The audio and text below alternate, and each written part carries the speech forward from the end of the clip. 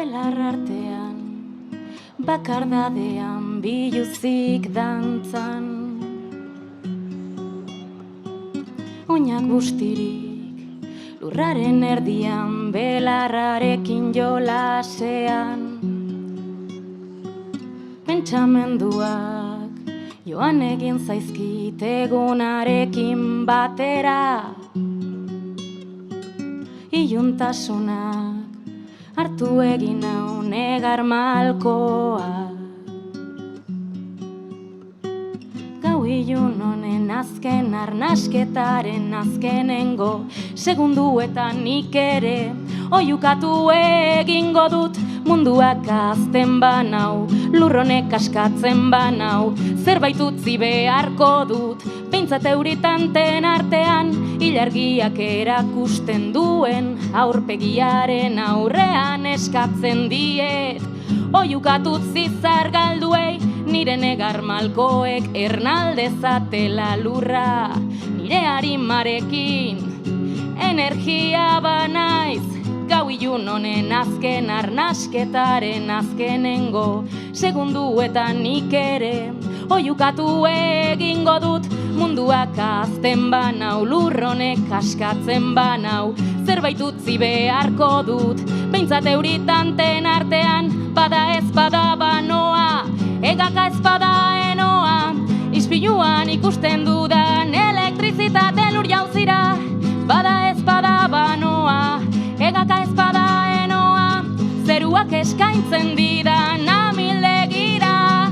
Bada ez bada banoa, egaka ez bada enoa, nire gorputzak eskatzen dizkidan ate apurtuetara.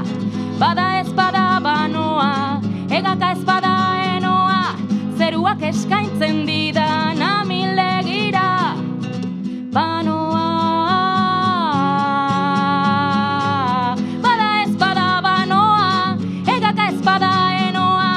Ispiluan ikusten dudan elektrizitate lur jauzira, energia lur jauzira narama, ni neu ere energia banaiz, lurrean idatzirik geldituko naiz. Bada ez bada banoa, egaka ez bada enoa, ispiluan ikusten dudan elektrizitatea lur jauzira, elektrizitatea banaiz, elektrizitatea banaiz, lurrean idatzirik geldituko naiz.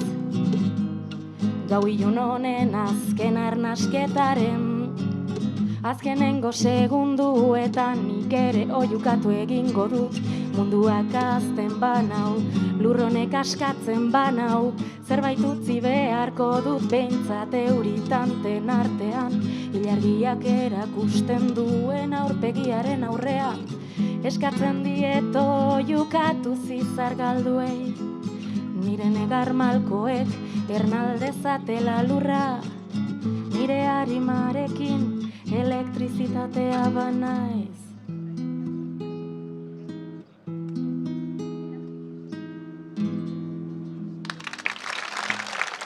Eskerrik asko.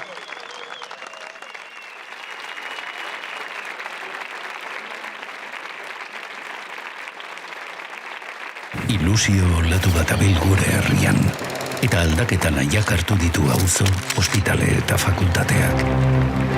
Soluzio erreal eta zehatzak behar ditugu. Etxe bizitza eskubidea da eta bermatuko dugu. Osakidetza zutik jarriko dugu. Unea iritsi da. Ilusio berri bat abil Euskal Herrian, sentitzen duzu? Aldaketa da orain. Bozkatu Euskal Herria bildu.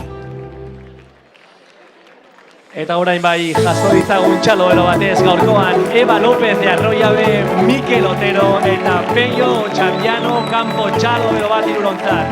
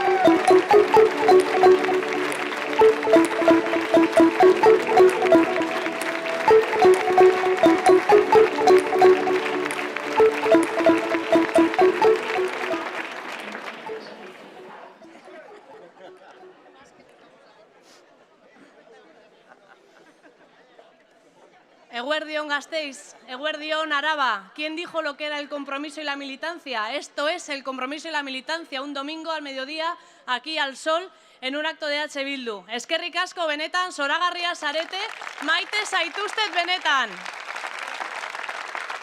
Egun polita gaurkoa, oso polita.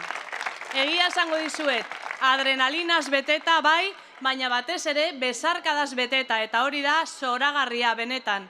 Aipamen bat egingo dut, voy a decirlo en castellano porque la persona a la que me voy a referir no sabe euskera o está intentando aprender. Una persona que ha venido hoy desde lejos, desde muy lejos, concretamente desde Aranda de Duero, una amiga muy cercana a la que últimamente me he reencontrado con ella. La quiero mandar un abrazo muy fuerte por estar hoy aquí en un acto de Euskal Herria Bildu y porque la superquiero. Va por ti, Nuri. Un año de una foto histórica. Un año en el que en esta misma plaza estábamos y dije, guardar bien esta foto. Estábamos Rocío y yo aquí mismo.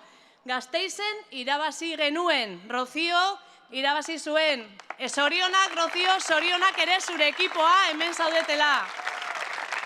Eta Araban estuvimos a punto en Araba de ganar, también os lo digo, muy a punto, eta oso ondo egin genuen. Así que ere, nire ekipoari zorionak, eta eskerrik asko ez bakarrik lanagatik, baietz, baizik eta ni ere aguantatzeagatik. Eskerrik asko batzarkide taldea. Nada ha sido igual desde hace un año, nada ha sido igual. Poca gente esperaba los resultados que tuvimos en Araba. Poca gente creía en que la periferia lo iba a conseguir. Algunos, muchos, pensaban que Araba seguía siendo de derechas, que seguía siendo de los curas, que seguía siendo de los militares. Se equivocaban y mucho. Pero había una persona que lo tenía muy claro desde mucho antes y esa persona era mi ama. Mañana hace 2 años que mi ama enfermó y aquellos mismos días Eva dijo que sí a cumplir y a estar en la cabeza de lista de Araba. Aquellos mismos días, mi ama ya en el hospital me dijo, vais a triunfar, me lo dijo así en la oreja, vais a triunfar, vais a conseguir esa Araba por la que hemos luchado y esa Araba que hemos deseado. A veces pienso que conocía el futuro, casi no tengo dudas. A veces pienso también que era una descendiente de las brujas de Ilardu y de Eguino, porque a verlas haylas. A veces pienso que yo también soy una descendiente de aquellas brujas de Ilardu y de Eguino. A veces sigo pensando en ella todos los días. Le prometo que no voy a parar hasta conseguir el territorio por el que soñamos. Estoy segura además que ella y que también yo somos unas de las mujeres que quisieron... Mi ama y también yo somos descendientes de aquellas brujas a las que quisieron callar, mujeres a las que condenaron y las que acusaron por no poderlas controlar. Así que yo y hoy por ellas seguiremos trabajando. Beste Araba bat sortzen ari gara, beste Araba bat sortzen ari zarete. Araba euskalduna, euskaldun berria ere bai. Araba feminista, arabar eskertiarra, arabar askea eta gaur bertan ere esan behar dut argi eta garbi, Araba antimilitarista. Hoy la periferia es el centro. Hoy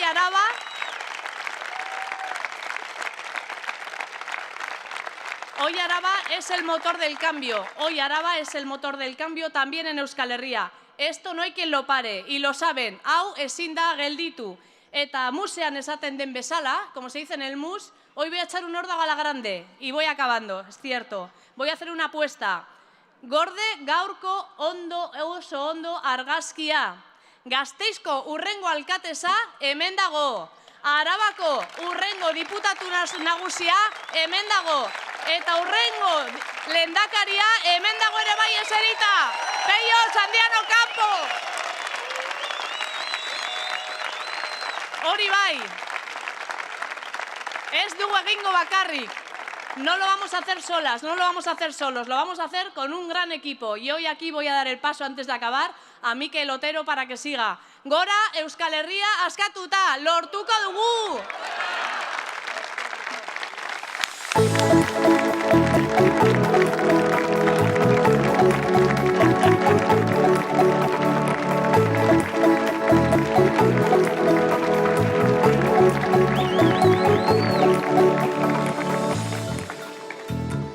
Bueno, zer da hau.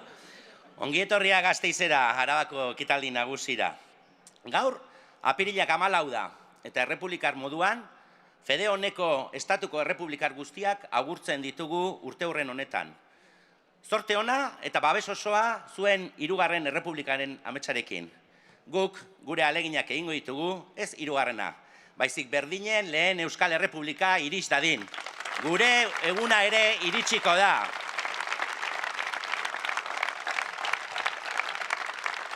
Izan ere, heldu da momentua pauso handi bat emateko. Euskal Herriko zati honen mapa politikoa agian betirako aldatuko duen partidua jokoan da. Leia estua dago, eta datorren igandean partidu hau ere, penaltietan erabakiko da. Araban, bai, Araban, se vienen cositas. Eta ona hemen dut penaltiak botako dituztenen zerrenda. Mendialdea, Aiaraldea, Gorbeialdea, Errioxa, Añana, Lautada eta Gasteiz, zalantzarik ez. Ez du inork huts egingo eta beharrezkoa bada Trebiñuk botako du azkena. Eskerrik asko beraz, gaurkoan Arabako bazter txoko guztietatik ekitaldi honetara etorri zareten guztioi.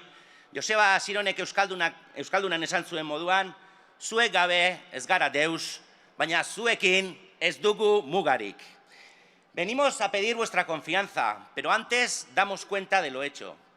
Proposiciones de ley, de no de ley, mociones, declaraciones, interpelaciones, 3.823 iniciativas políticas en esta legislatura. Más que la suma de todo el resto de grupos. Hemen ere egon daiteke azalpen bat Euskal Herria Bilduren posizioa azaltzen duena. Patata taldeak bere partea ere egin du. 1.418 ekimen guztion artean, erraz esaten da. Eva Blanco, Unai Fernández de Betoño, María Garde, Josu Estarrona, Itxaso Etxeberria, Amaier Angorka Ortiz de Ginea, eta nik neuk gure honena eman dugu Legebiltz taldean aritu diren beste arabarrekin batera. Isa Berastegi, Maria Sunabezia eta Carlos Dronda. Batzuk errepikatuko dugu, beraz gaur gure esker bereziak eman nahi dizkiegu Unai, Maria eta Josuri egindako ekarpenagatik. Eskerrik asko.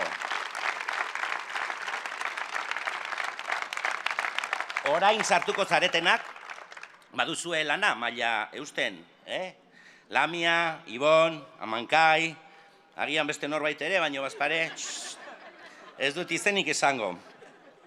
Ez da bakarrik lan asko egin dela, nolakoa ere bada. Ahí está todo registrado, desde Osakidetza a la política industrial, de la transición ecológica a la política agraria, desde los fondos europeos al comercio y al turismo, desde la vivienda a la política de juventud, desde el transporte a la educación. Los que ahora andan por ahí diciendo promesas, haciendo promesas, han tenido muchas oportunidades para ver por dónde podían venir las soluciones. La mano ha estado tendida, aunque la hayan rechazado. Orain, ilusio berrituarekin, idea, kompromiso, programa berriarekin, ekipo berrituarekin gatoz, baina egindako azarro. Eta gure eskuak zabalik jarraitzen du. Badakigulako, herri hau berriz martxan jartzeko, ezin dela inor baztertu, bazterketaren politikak atzera eramaten gaituelako. Egun bereziak bizitzen ari gara. Hauteskundeak irabazteko aukera hutsa sekulakoa da. Inkestek bertigo puntu bat ere ematen dute. Somos perfectamente conscientes de que está en juego las políticas que van a condicionar buena parte de la calidad de vida de la gente. Sabemos que la política es tanto el arte de mejorar la vida cotidiana como de asentar las bases del futuro. Pero también tenemos muy claro que en estas elecciones hay mucho más en juego, y lo sabéis. Horregatik gaur, eskatzen dizuet, momentutxo bat hartzea, instante batez pausatzea, honek suposatzen duenagatik. Zu askotran trebatutako heltzea da gurea, eta orain, herritar sektore askoren aldaketa nahiaren aurrean, Euskal Herria Bilduk gauzak beste modu batean egin daitezkela uste duten guztien etxea izan nahi du. Pixkanaka sektore gehiagotara helduz, xirimiria. O dicho de otra manera, pedimos la confianza de todas y todos aquellos que no se conforman ante lo que nos dicen esto es lo que hay. Badakigulako, urbizuk bezala, gauzak ez direla zertan horrela izan behar. Europan zehar, ultraeskuina eta bere ideak zabaltzen ari diren honetan, ezkerreko indar asko noraezean dabilen honetan, Kapitalismoak bizitza eta planeta muturreraino kaltetu dituen honetan, gurea bezalako herri txikietatik, gutxituetatik, zanpatuetatik, ezkerretik aldaketa, eraldaketa posible dela erakusten ari gara. Herritarrekin konektatuz, beraien kezka eta emozioekin. Nerea Kortajarenak, justo kanpaina hastea zela, Euskal Herria Bildu superpotentzia emozionala dela esan zuen. Baina nik uste dut hemen guztiok garela kontziente, hemen, benetako superpotentzia emozionala Euskal Herria bera dela. Elkarrekin partekatu eta egunero eraikitzen dugun harri, bitxi, zoragarri eta zoro hau. Eta herri honek memoria du. Herri hau eta bere hizkuntza eta bere nortasuna indar eta estatu boteretsuen artean urtzera deitua zegoen, hizkuntza museora bidean. Baina Pello ondo azaltzen duen moduan, herri hau, bere izaera komunitarioari esker, baldintza ikaragarri zailetan, 21. menderaino iritsi da. Munduan bere lekua, bere hizkuntza eta bere eskubideak aldarrikatuz. Behetik gora, proiektu komunitarioak abian ipiniz, herria eraikiz, behar eta aldarri sozialekiko sensibilitatea garatuz, borrokak gurutzatuz, hibridatuz, integratuz, nahastuz, zikinduz. Noiz eta gehien behar genuenean, sistemak bakandu nahi gintuenean, isolatuak nahi gintuenean, triste nahi gintuenean, bakoitza bere buruaren enpresari nahi gintuenean, bakardaren aurrean komunitatea, niaren aurrean gu. Ezin da ahaztu, arnaz berritu behar den izaera eta identitate komunitario horrek ekarri gaitu ere ona. Izaera horri esker, gu polit horri esker, gertatu dira mila marabila herri honetan. Ia dena kontra zuen munduko txoko honetan. Eta feminismoak erakutsi zigun bezala, gure historia pertsonala eta politikoa nahastu zaizkigu erabat. Herri honek mila aukera eman dizkigu, bizitza eta kirola eta politika eta militantzia eta jaia eta borrokak nahasteko. Izan nazio askapena, euskararen defentsa, langileena, lurrarena, emakumeena, zerbitzu publikoena, pentsionistena, espazio horietan ondu da gure izaera. Herri honek erakutsi digu eskubide bakoitza lan luzearen emaitza dela, eta lortutakoa eutsi eta zabaltzeko mugitzen jarraitu behar dugula. Atxotzitak esaten duen moduan, dabilen harriak goroldiorik ez. Horregatik, herri honek, 2 urtez behin, bere euskara guztia makiltxo batean sartzen du, eta puntatik puntara 200 kilometro besterik ez dituen herri honetan, 3.000 kilometroko omenaldia ematen dio malkoei eutsi ezinik, arro herri. Eta hirietan, harrera masiboak egin eta gero, egun horietan, dizdira batekin oheratzen gara, badakigulako hor nonbait, badabiltzala lau zoroko horrika makiltxo bat helduta, izan bero, euri, elur edo hotz. Horregatik, urte oro, aurretik izandako borrokei omen egiten diegu. Ze nola aldatu den Araba, egia da, baina nola ahaztu, 1976ko martxoaren 3an, poliziak langile asanbla de erraldoi bat 1000 tiroz lehertutako haien seme alabak garela. Romualdo, bienvenido, Jose, Francisco, Pedro Mariren oinordetza. Horregatik ere, badakigulako zer den maite ditugunen gandik edo maitatzen gaituztenen gatik urrun egoteak, inposatutako bakardadeari urtarrilero Bilbon 1.000 pertsona elkartuz erantzuten dugu. Badakigulako zer den erbestea, errefuxiatuak izatea, migratzaileen seme-alabak izatea, oldartzen gara xenofobiaren aurrean. Horregatik, migratzaileak seinalatu zituztenean, plaza honetan bertan, Gora Gasteiz anitza oiukatu genuen. Eta horregatik oiukatzen dugu egunero ongi etorri errefuxiatuak. Badakigulako Gazan botatako bomba bakoitza Gernikan, Durangon edo Otxandixon bota zituztenen gorroto berdinarekin eginda daudela. Amorru eutxirik oiukatzen dugu Palestina aurrera edo Sahara hurrak. Horregatik, gure abertzaletasuna ezer baino lehen internazionalista da.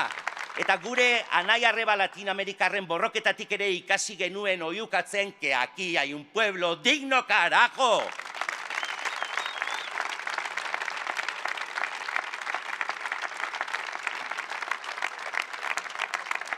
gure memoriaren, gure bizitzaren orrialderik politenak kolektiboak dira. Eta emozioiek markak utzi dizkigute, oroitzapen gaindiezinak. Batzuetan urrutitik txalotu ditugu, besteetan protagonista izan gara, inkluso batzuetan jaiogabe geunden.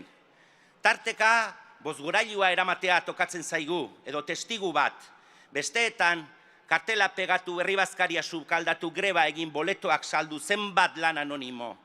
Askotan norbaitek gure izenean ere egin zuen, hau da guk egin genuen. Martxoaren 3an lagunaren odolarekin norbaitek guztion izenean justizia idatzi zuen. Martin Zabaletak ikurrina Everesten puntara eraman genuen berarekin, nuklearrari ez esan genion eta Sevillan giraldila izan ginen. 574 aldiz kantatu dugu falta direnak oroitzeko, eta korrika egiteaz gain, Nafarroa oinez eta Araba euskaraz zeharkatu ditugu aldiro herri urratsak emanez. Onar dezagun, Euskal Herria da superpotentzia emozionala. Eta kantuz sortu ginenez, kantak egin dizkiogu gure abenturei, gure borrokei eta gure ametsei. Así que sí, cuidado, somos los mismos que cuando empezamos. Baina orain, askoz gehiago gara. Aldarrien enborretik sortutako zuhaitz ardazka gazteak. Eta urepeleko hartzaina bezala, oinazez ikasiak. Horregatik batek goze diraueno ez gara asetuko, noski kantu bat garela jon. Eta edozein herriko jaixetan, milagarren txozna txanda egin eta gero, kantatuko dugu bizitza usteltzen ez bazaigu hitza. Kantuz sortuok, kantuz igortze ditugulako penak igesi, kantuz kantu, bertsoz bertso, askotan improvisatuz bai, baina 100 urteetako herriaren arima eta herrimatik tiraka, sorginkeria enegarrez lortuz, bere komunitateari albiste ona zabalduz. Euskal zoroen hizkuntza gutxitua, gutxietxika, saltoka eta arrastaka, Euskal Herria bera bezalaxe, 21. menderaino iritsi dela bere burua berrasmatuz.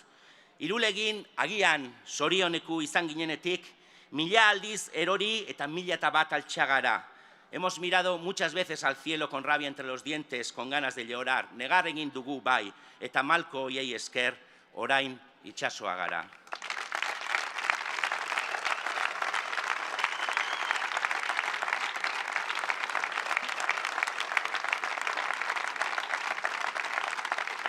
Eta ez dakitzuek, baina hori behintzat ohitura hartu dut, gutxienez, 10 urtez behin, garaipentxo bat ospatzeko.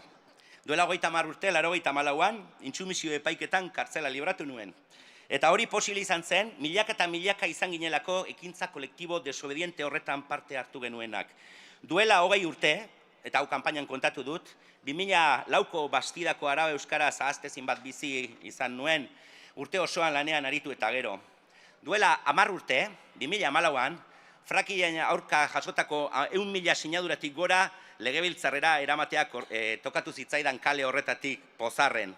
Eta 2024an, korronte inkonformista, justiziazale eta berdinzale guzti horien auspoarekin, Euskal Herria Bilduren hauteskunde emaitza paregabea ospatzea tokatzen zaigu.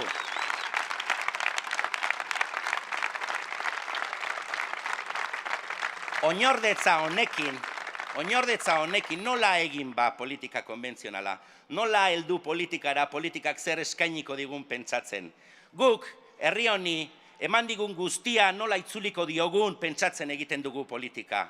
Eta herri hau bere agintariak, baino askoz aurreratuagoa da, askoz berdinzaleagoa, askoz feministagoa da. Iritsi da ordua hau zuzentzeko. Horretarako, hemen esaten den moduan, Euskal Herria Bildu is in the house. Y sí, Iñaki, la vamos a petar.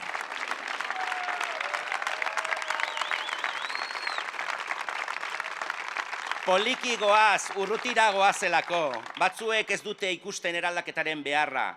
Ez ikusiarena egiten zaitezke, baina ezinezkoa da.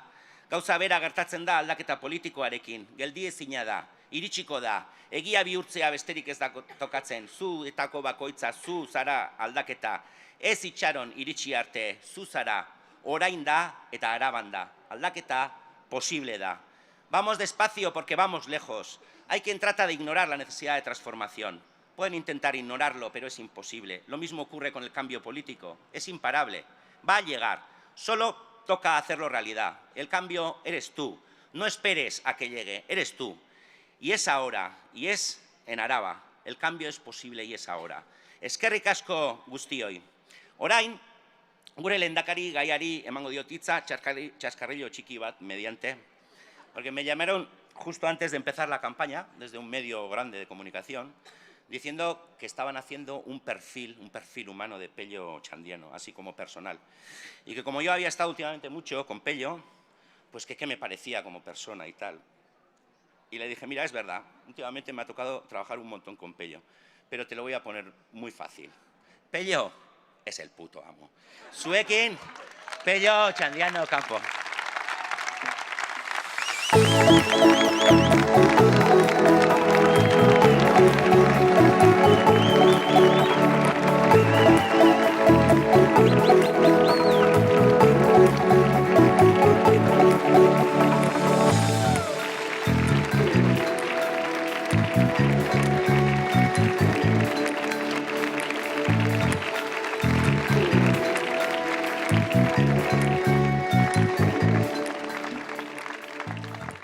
Eguerdion guztioi.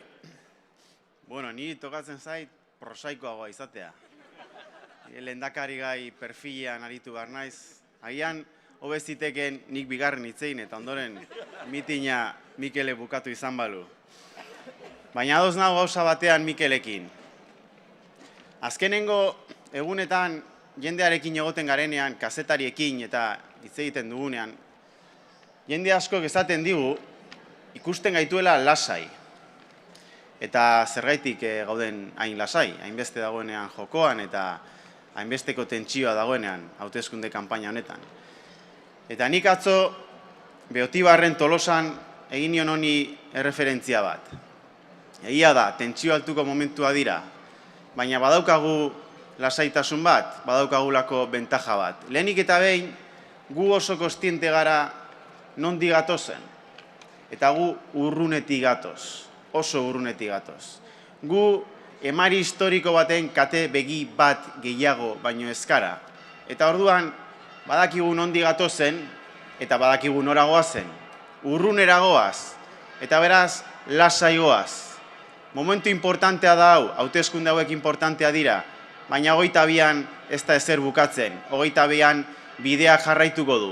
Aspalditik, urrunetik, datorren bide hortan, bide berriak urratuko ditu 22tik aurrera. Eta horrek ematen digu lasaitasun bat, patxada bat. Eta bigarren, lasaitasuna ematen diguna da badaukagula komunitate bat. Komunitate sendo bat. Guri orain tokatzen zaigu komunitate hori ordezkatzea momentu zehatz batean, baina gu sentitzen dugu komunitate horren indarra. Nik neuk sentitzen dut komunitate horren indarra. Eta tentsio momentuetan, bi gauza hoie pentsatzen ditut. Ni hemen naiz kate begi bat gehiago, eta nik atzean daukat komunitate bat, utopikoen saga bat. Eta igual da, niri zer gertatzen zaidan, nire ostean etorriko da jende berria, eta ni baino hobea izangoen jentea. Bidean aurrera jarraitu dezagun, eta gure helburuetara hurbildu gaitezen. Horregaitik, gaudegu lasai.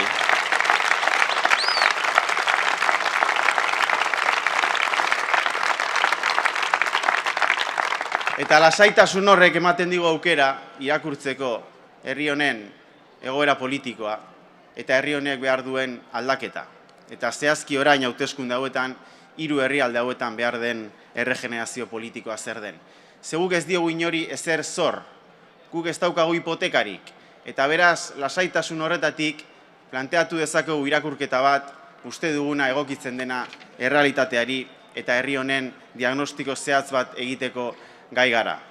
Eta esan dugu, herri hontan, 3 herrialde hauetan, herri honen zati hontan, gainbera prozesu batean gaudela. Inertziak bizi gaituela. Eta ez dugula aurrera egiten 3 herrialde hauek, herri honek dauzkan gaitasunen eta aukeren arabera. Eta beraz, horrek behar duela erregenerazio politiko bat, behar duela desmartxa bat, behar duela jauzi bat, behar duela errelebo bat, behar duela aldaketa bat finean. Hori da gure irakurketa. Ez gaude ondo herri bezala, hobeto egon gintezken. Herri honek badauzkalako gaitasunak, badauka ambizio politikoa, aurrez aurre dauzkagun erronkei aurre egiteko. Eta erronkak handiak dira, garai zailak dira hauek, garai korapilatxua dira, erronkak oso potoloa dira, baina herri honek badauka gaitasuna. Eta ambizio hori erakutsi izan du historian zehar halako momentuetan, jakin izan duenean erantzun berritzaileak ematen bere gaitasun komunitarioetatik herri honek. Beraz, badauzkagu gaitasun horiek, baina orain martxan jarri behar dira gaitasun horiek. Eta horrek eskatzen du erregenerazio politiko bat. Gai dena inertziarekin apurtzeko eta gainbera bide honi buelta emateko. Hori da guk azkenengo asteetan, hilabetetan egin dugun irakurketa. Eta saiatu gara hauteskunde aurre kanpainan eta baita ere hauteskunde kanpaina hontan eztabaidaren maila igotzen. Saiatu gara. Ez da beti posible izan, dena ezpaitago gure esku, baina gu lasai gaude. Egun gutxi falta dira, sartu gara jada azkenengo txanpan, eta jarraituko dugu tenore horretan.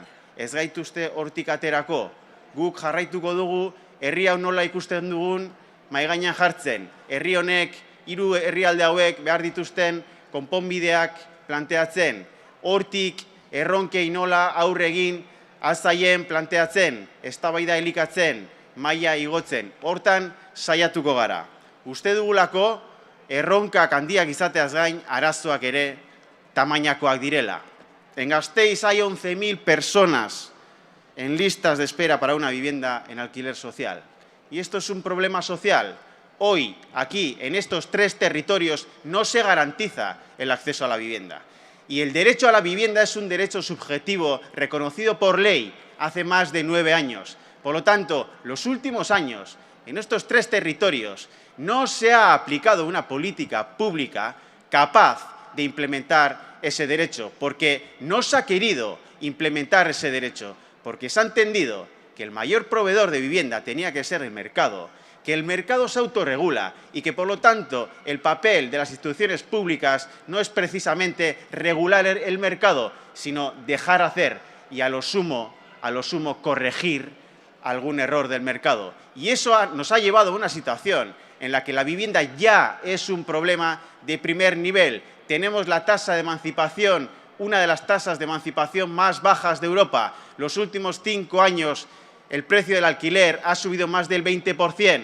Tenemos un problema y este país tiene ambición y capacidad social, institucional suficiente para hacer efectivo el derecho a la vivienda, el acceso a la vivienda. Y los jóvenes, las jóvenes, se merecen tener vidas autónomas y capacidad de emancipación. Y eso hay que garantizarlo mediante políticas públicas.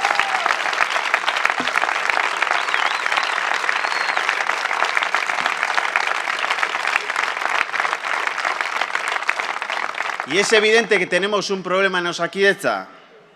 Se ha desmantelado el Hospital de Santiago, se han cerrado las urgencias de Santiago, se ha cerrado la PAC de San Martín. Falta personal de atención primaria en pediatría, en la zona rural, especialmente en la llanada alavesa, en la montaña alavesa, en Rioja alavesa. Tenemos un problema en Osakidetza. Y hasta hace poco se ha dicho que en Osakidetza lo que pasaba era precisamente un cambio cultural. Hasta hace poco se ha negado que teníamos un problema en el principal servicio público que tiene este país, en el sistema público sanitario.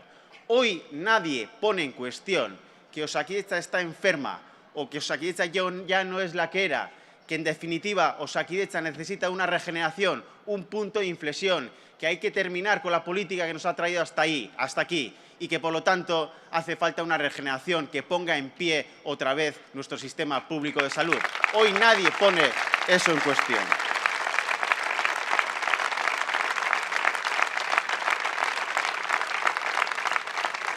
Y quiero hacer referencia al servicio de cercanías en el corredor de Álava Central.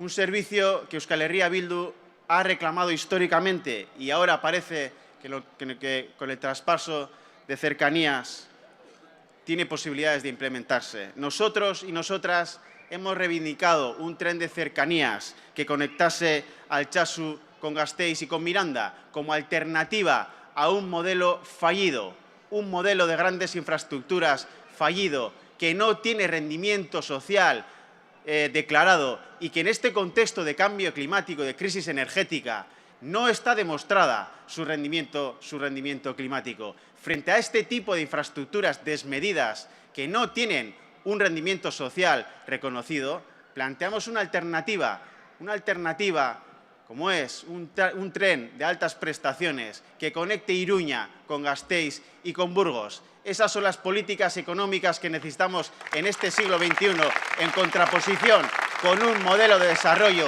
que necesariamente tenemos que dejar atrás en un contexto histórico de grandes cambios económicos y sociales. Beraz, behar ditugu 21.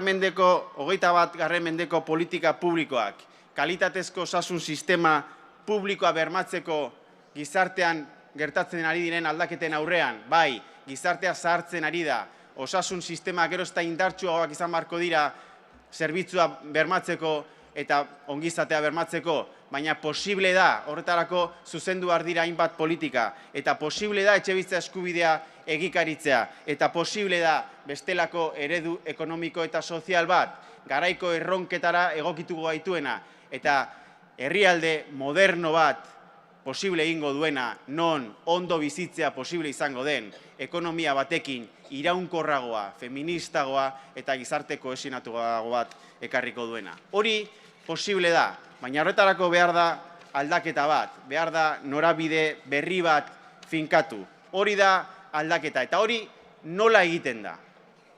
Zer da behar duguna horretarako?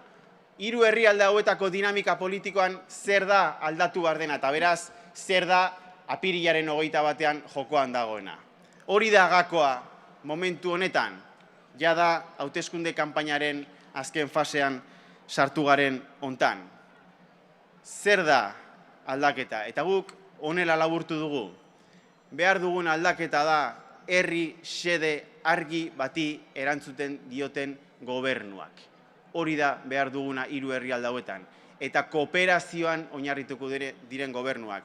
Esklusioa alde batera utziko dutenak, interes partidistak baztertuko dituztenak, herri interesa jarriko dutenak erdigunean, eta hortik herri proiektu sendo bat eraikitzeko gai izango direnak epe ertain luzera, garaiko erronka sozialei aurre egiteko gaitasuna izango duen herri proiektu bat. Hori da behar dugun berrikuntza politikoa 3 herrialde hauetan. Hori da behar dugun aldaketa. Eta hori oso argi ikusten da zer den Gasteizen.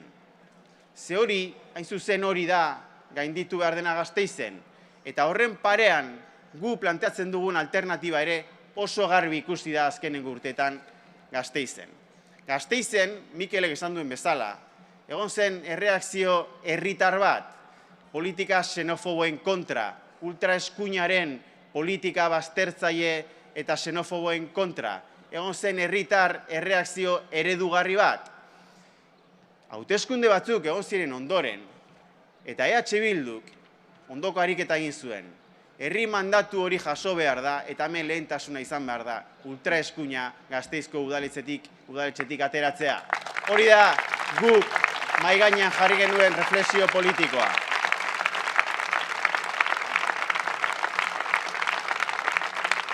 Eta gure kapital politiko guztia, gure ardura guztia jarri genuen mahai gainean.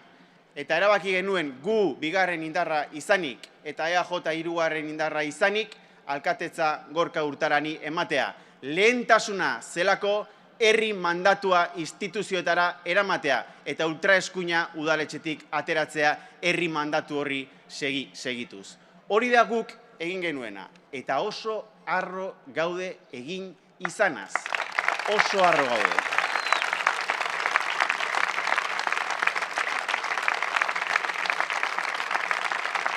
Baina hortik urte batzutara beste hauteskunde batzuk izan ziren, duela gutxi.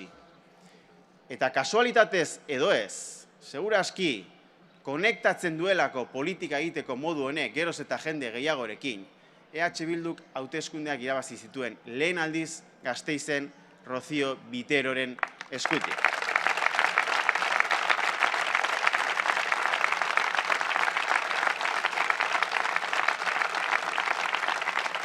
Eta orduan, betikoek zer egin zuten? Bain zuzen ere ultraeskuin horren bozkak hartu gu udaletxetik kanporatzeko eta pakto eskluiente bat, baztertzaile bat egiteko. Hori da beraiek egin zutena, hori da beraien politika, eta gurea da herri ardura, herri mandatua jaso eta gizarteari etorkizuneko proiektu bat eskaintzea.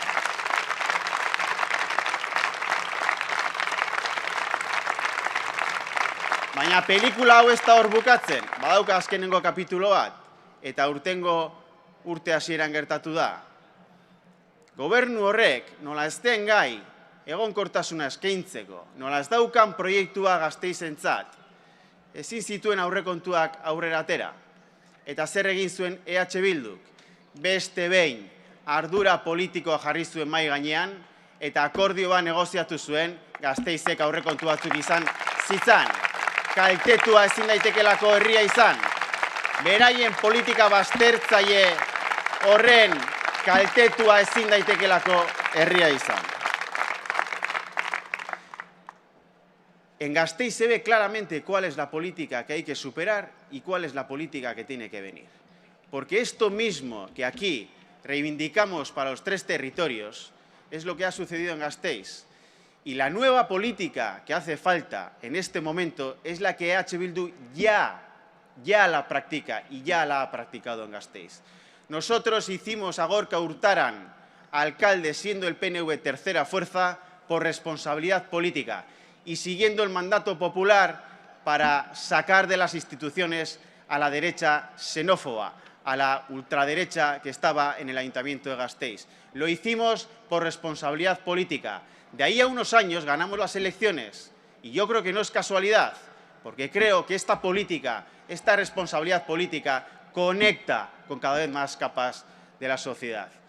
¿Y qué hicieron ellos? Pues un pacto excluyente para dejar fuera a la primera fuerza política y se apoyaron en los votos precisamente de esa extrema derecha para conformar un gobierno que no tiene propósito, que no tiene un proyecto para esta ciudad y que en suma lo que busca es blindar los intereses partidistas de unos y otros.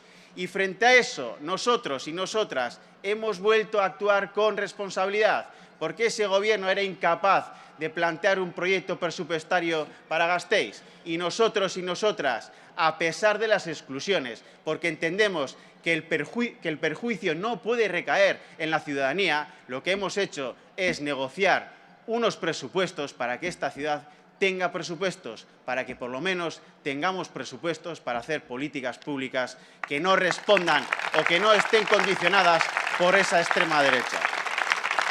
Ahí está la diferencia entre dos modelos. Precisamente hay dos modelos enfrentados. Hay un modelo que es excluyente, que blinda intereses partidistas, un modelo que no tiene un proyecto de futuro para este país. Y frente a eso hay un modelo popular, que lo que tiene es un proyecto de futuro, que lo que plantea es recoger un mandato popular y sobre eso construir un modelo de país que necesariamente vamos a tener que construir entre diferentes, porque esta parte del país no se puede gobernar con mayoría absoluta, lo sabemos. Para eso hace falta cooperación y menos exclusión.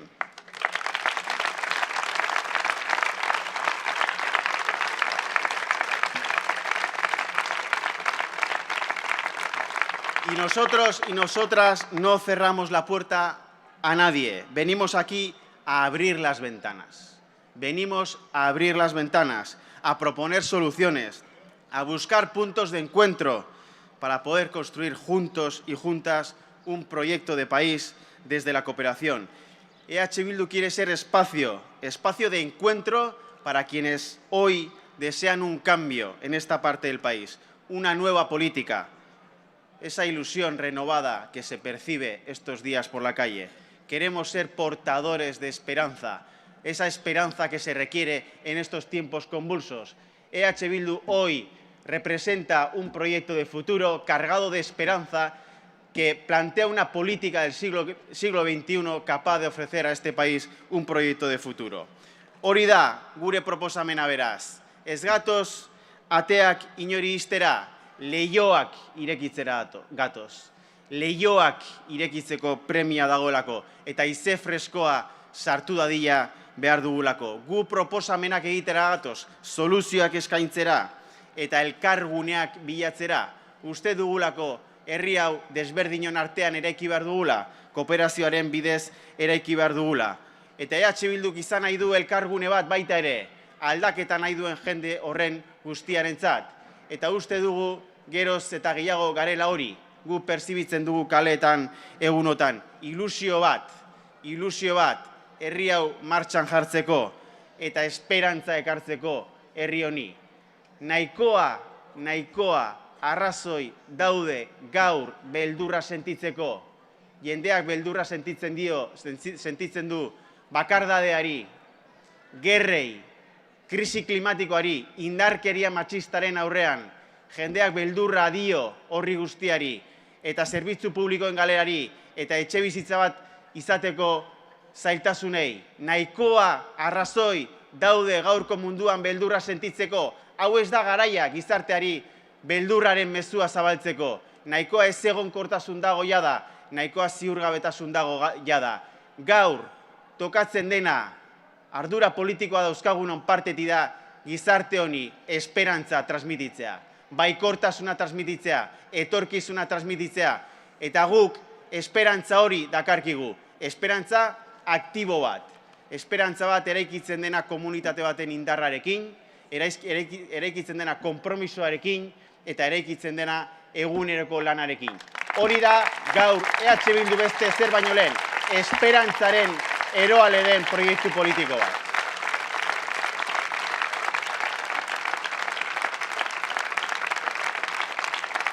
Eta beraz, gu oso lasai gaude eta oso lasai jarraituko du datozen 5 egunetan, 5 urteetan ere bai. Eta beraz,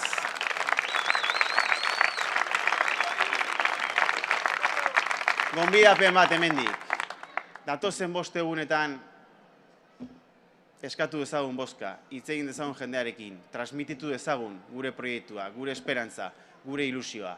Apirilaren 21eko emaitzak oso onak izango dira, eta apirilaren 21eko emaitzen ondorioz ezer ez da berriro berdina izango 3 herrialde hauetan. Bagoaz eskenatoki berri batera, inoiz ezagutu ez dugun eskenatoki berri batera. Asko kostatu da ona iristea, urte luzetako lanaren esker izan da, eta hemen gaude, eta badukagu ardura bat. Eta ardura da, apirilaren 21ean eta 22ean edo 23ean, edo zer dela ere gertatzen dena, guk, ezkerreko independentistok jarraitu beharko dugula, Euskal Herri, Euskaldun, feminista, berdinkide eta iraunkor bat eraikitzen egunez egun. Eta egingo dugu bide berrietatik, bide berriak urratuko ditugu hortik aurrera. Guztion artean, animo, gora gutarra.